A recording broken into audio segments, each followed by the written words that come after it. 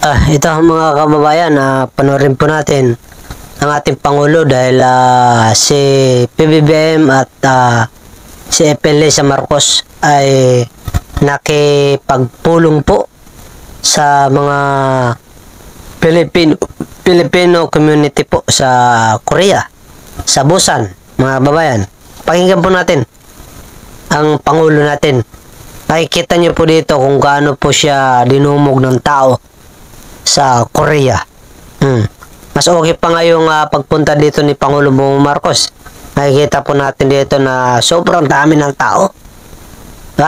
Kitang-kita po natin kung paano po minahal ng mga kababayan natin sa Korea ang ating Pangulo kaysa sa pagpunta ni VP Sara sa Korea na hindi man lang pinansin.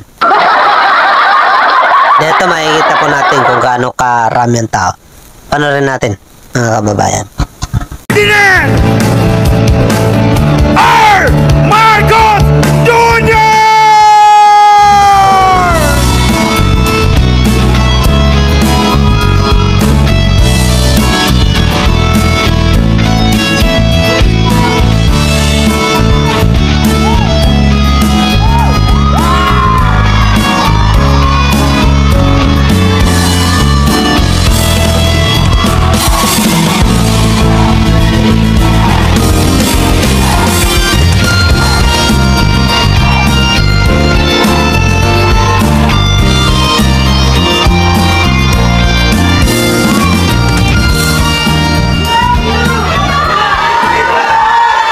Manatili po tayong nakatayo para sa pambansang awit ng Pilipinas.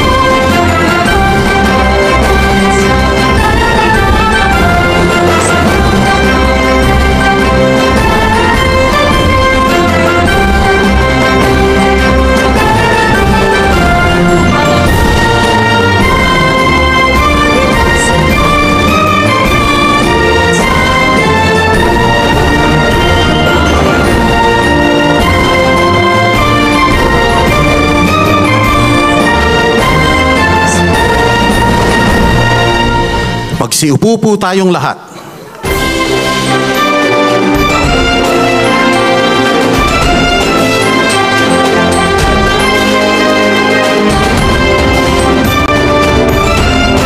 Upang maghatid ng kanyang pambungad na mensahe, isang masigabong palakpakan para kay Ambassador Bernadette Therese C. Fernandez.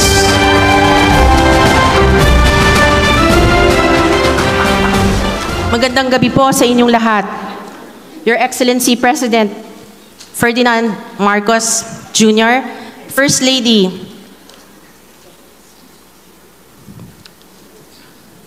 Luis Araneta Marcos, Secretary Maria Teresa Lazaro, Secretaries Frederick Go, Maria Cristina Aldegar Roque, Hans Leo Kakdak, and Admin PY Kaunan. It is my great pleasure to welcome you all to this joyful gathering with our beloved President here in the beautiful and bustling city of Busan. This evening is more than a meeting between the President and his people. It is a celebration of who we are as Filipinos, resilient, resourceful, and radiant wherever we may be. There are more than 70,000 Filipinos living, studying, and working across the Republic of Korea, each one living a bridge of friendship between our two nations. From the factory floors of Ulsan and Incheon, where our workers contribute to the manufacturing of goods, to the classrooms where our educators teach, to the laboratories, offices, and creative studios where Filipino talent shines, our kababayans contribute quietly but powerfully to Korea's progress. We are also proud of our students and young professionals who bring the best of Philippine ingenuity and determination to Korean universities and industries. And to our Filipino-Korean families, you are the heart of our growing friendship, nurturing children who embody both our cultures and a shared future of understanding and respect. As we celebrate these achievements, we also honor the deep historical bond that connects the Philippines and Korea. 75 years ago, Filipino soldiers fought on this soil for peace and freedom.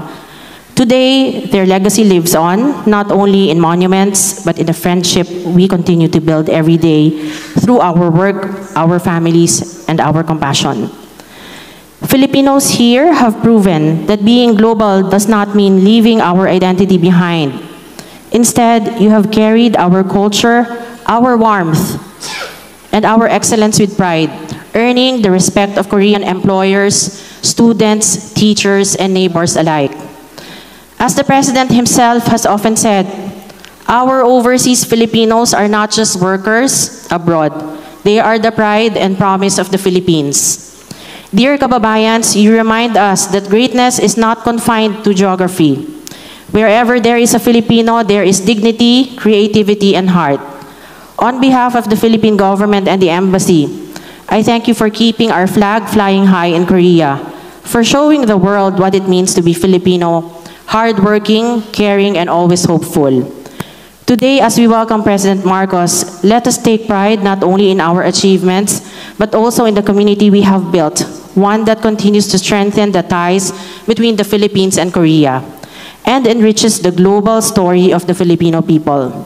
Maraming salamat po. Mabuhay ang sambayan ng Pilipino, mabuhay ang pagkakaibigan ng Pilipinas at Korea, at mabuhay ang ating mahal na Pangulo at unang ginang.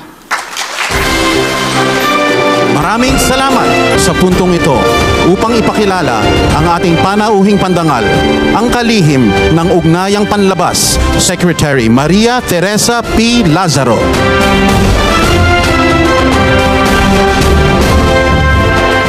Mga kababayan, ikinararangal ko pong ipakilala ang Pangulo ng Republika ng Pilipinas, Ferdinand R. Marcos Jr.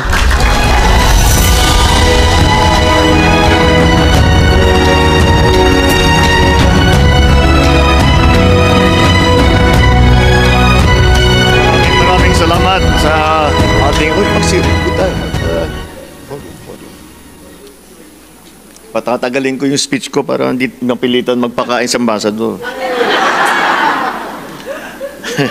Maraming salamat sa ating Secretary of Foreign Affairs, Secretary Tess Lazaro. Ipapakilala ko po sa inyo lahat ng mga iba't ibang kasama namin na mga kalihim ng iba't ibang departamento po ng ating pamahalaan. Andito po ang ating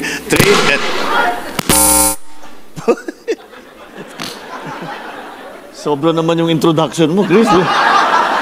Ba't kami? Wala kaming ganyan nung introduce kami.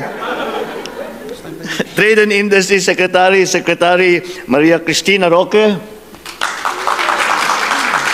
Ang namumuno ng Department of Migrant Workers. Ito po ay ito yung pinakabagong departamento po ng pamahalaan. Ito po ay binuo para sa ating lahat, para sa ating mga OFW. Andito po Secretary Hans Leo Kakdak ng Migrant Workers Department. Dahil po, andito po tayo APEC, ang sadya po namin dito sa Korea at kailangan po natin dahil naghahanap po tayo ng mga papasok sa Pilipinas, tutulong sa ekonomiya natin, mag-invest, magbigay ng trabaho sa ating mga kababayan. Kaya't kasama po natin ang ating Special Assistant to the President on Investment and Economic Affairs, Secretary Frederick Go. Andito rin po ang ating Press Secretary, acting Secretary Dave Gomez. Patricia Yvonne? Nagugulat lang po ako kasi itong susunod na ipapakilala ko sa inyo. Ngayon ko lang nakita yung buo niyang pangalan. Ito yung OWA Administrator. Yan, nag-aalaga rin sa ating mga migrant workers. OWA Administrator Patricia Yvonne Kauna. Alam namin, PY.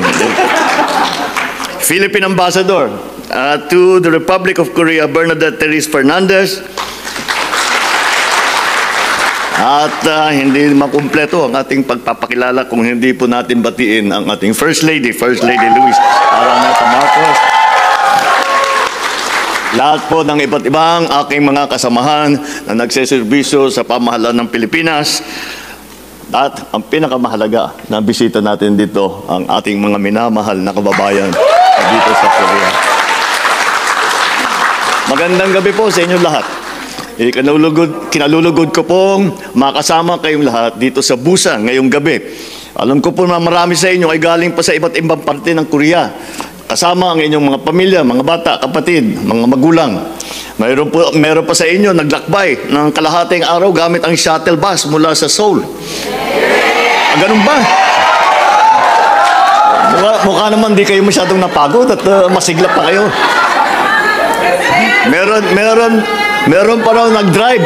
Meron pa raw nag-drive galing sa Daeju at Ulsan. At iba pa naman, lumipad na galing sa Jeju Island. Ay, nakabisi. Sa pagkakaalam ko, maraming sumakay ng train to Busan. Kaya una sa lahat, maraming salamat sa oras at sa pagmamahal ninyo sa ating inang bayan. Dahil kahit naman malayo kayo, ramdam namin sa Pilipinas ang inyong suporta, ang inyong malasakit. Nandito ako ngayon sa Republic of Korea, oo nga, dahil nga sa APEC Economic Leaders Meeting. Napakahalaga po itong meeting na ito dahil hindi lamang ito para sa Pilipinas, kundi para sa buong Southeast Asia at ngayon yung ating itinatawag na Indo-Pacific region. Dito nagkakaisa mga bansa sa rehiyon para pag-usapan kung paano natin mapapalakas ang ating mga ekonomiya. Mas mapapabilis ang palitan ng produkto at serbisyo at masisiguro na ang bawat mamayan, lalo na ang ordinaryong Pilipino na may maliliit na negosyo ay sila ay kasama sa ating pag-uunlad. Para sa Pilipinas, malaking tulong ang APEC. Pinag-usapan sa APEC kung paano mapadali ang pagpapasok sa negosyo. Mas maraming negosyo, mas maraming trabaho. Mas maraming trabaho, mas maraming oportunidad at mas matibay na ekonomiya para sa ating mga pamilya. Mahalaga din ang APEC sa Education and Skills Exchange. Dahil sa mga partnership sa ilalim ng APEC, mas maraming kabataan ay may access ngayon sa training at sa scholarship opportunity, lalo sa digital skills, science at technology. Alam nyo po, dahil sa bilis ng takbo ng progreso ng teknolohiya, lahat po ng ating mga manggagawa ay kailangan madalas mag-training dahil 6 na buwan, nagbago na yung teknolohiya. Wala pang 1 taon, nagbago na nun, kailangan mag-aral ulit. Kaya ito po ay malaking pagkakataon para sa ating mga Pilipinong manggagawa na mabigyan ng magandang training na bagay doon sa mga hinahanap na skill set ng ating mga employer. Kaya napakahalaga po para sa atin yan. Dahil ang lagi kong namang sinasabi, kami pagka pinag-usapan namin ng ekonomiya, basta para sa amin, ang pinakamalaking asset talaga ng Pilipinas ay ang ating mga manggagawa. The Filipino worker is as good a worker as you will find anywhere in the world. Kaya kailangan ihanda natin ang ating mga kabataan sa kinabukasan para hindi na nila kailangan mangibang bansa kung ayaw na nila. Ang sinasabi po natin, pagka naayos po natin at mapagandahin natin ang mabutang Pilipinas, traveling abroad, working abroad will be a choice. Dahil gusto nyo, may magandang pwesto kayong nakita, pero hindi ibig sabihin, wala kayong mahanap na trabaho sa atin. Kaya dyan po ang aming hangarin, yan ang layunin po namin. Kaya dyan, para patungo dyan, sa ganyan sitwasyon tayo ay nagtatrabaho para pagandahin ang Pilipinas. Subalit, mga kababayan ko, hindi lamang trabaho o ekonomiya ang mahalaga. Kaya gusto kong makita at makausap kayo dito sa Korea dahil gusto kong iparating ang pasasalamat ng buong bansa natin sa inyong sakripisyo, sa disiplina ninyo, sa trabaho na ginagawa ninyo, at sa kabutihan na inyong ipinapakita sa mga Koreano. My fellow Filipinos, I want to assure you, hindi kayo namin nakakalimutan.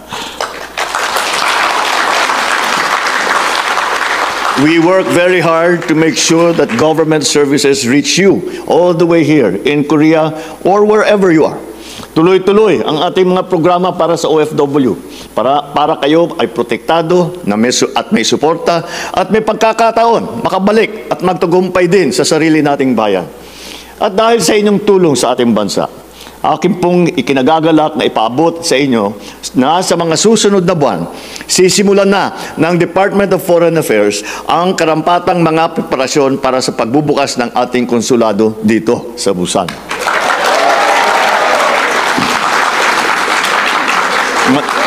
Sa madaling sabi, sa susunod na taon ay may mabubukas na Philippine Consulate General dito. At dahil dito, magiging dalawa na po ang opisina ng Pilipinas dito sa Korea. Yung embahada natin sa Seoul at ngayon, yung bubuksan natin konsulado dito sa Busan.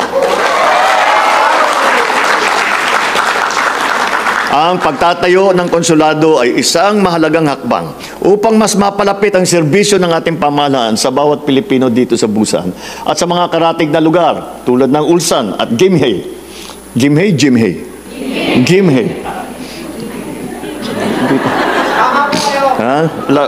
Hindi pa namin nakikita sa Batak yung ganun, kaya hindi ko alam ang pronunciation. Soon, you will no longer need to travel all the way to Seoul to renew your passports, to submit civil registry documents, and to legalize your documents for use in the Philippines. Isa pang magandang balita, ang pagbubukas ng SSS office natin dito sa Philippine Embassy sa Seoul. Mapapadali na po ang pag-aasikaso ng mga benepisyo at serbisyo mula sa SSS tulad ng membership, contributions, mga claim na hindi na kailangan umuwi pa sa Pilipinas.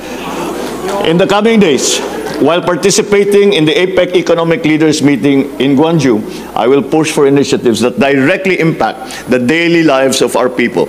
Support micro, small, and medium enterprises, yung ating tinatawag na MSMEs. Dahil po, halos sa 99% po ng negosyo, lalo na sa Pilipinas, ay MSME. Kaya kailangan po nating alagaan ang mga nagpapatayo ng maliliit na negosyo. At para naman sila ay mapalago, hindi naman sila naiiwanan sa mga oportunidad na nandiyan, basta't maipalaman natin sa kanila. We will include digital trade opportunities, food and energy security, create sustainable jobs for our workers both at home and abroad. These are not abstract goals na mga naintindihan lamang ng mga ekonomista, mga profesor. Ito ay mga praktikal na ating maaring gawin upang pagandahin ang ating ekonomiya, to make it more inclusive and to make it more resilient. Alam niyo po, isa sa pinakamalaking issue sa panahon ngayon, lalo na sa Pilipinas, ay yung climate change. At marami talaga, kasi sigurado ko nababalitaan ninyo, ay dinadaan, na madalas tayong daanan ngayon ng malalakas na bagyo, ay nalindol pa tayo nung nakarang ilang linggo. Kaya ito po ay kailangan natin makipag-ugnayan sa iba't ibang bansa. Dahil po, kahit anong gagawin ng Pilipinas, kung nag-iisa lang ang Pilipinas, hindi po gaganda ang sitwasyon. Kailangan po magsama-sama lahat. It is the first, I always describe climate change as the first truly global problem. And the reason I call it that is every single citizen of the world is affected by climate change. And furthermore, the only solution to climate change is for every single citizen of the world also to contribute. So I will be meeting with business leaders and partner governments to promote greater investment in Philippine industries such as technology, agriculture, renewable energy. Every collaboration we make means more livelihood, more learning, more hope for Filipino families. So our participation in APEC 2025 shows that the Philippines is an active and responsible partner in building a new, more innovative, fairer, and interconnected Asia-Pacific region. We all stand ready to work with our neighbors to ensure that progress is shared. No Filipino will be left behind. Mga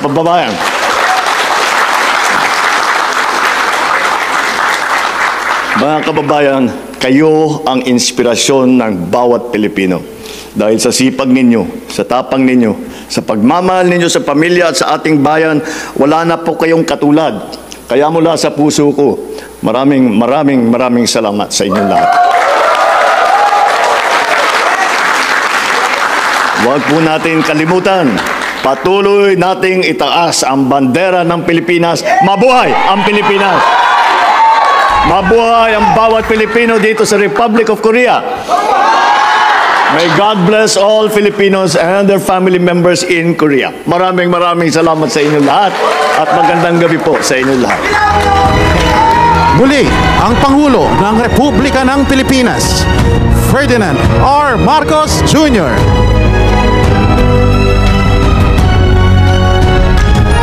Mga kababayan, sa puntong ito, iwagayway ang inyong bandila at sabay-sabay nating awitin ang Ako ay Pilipino.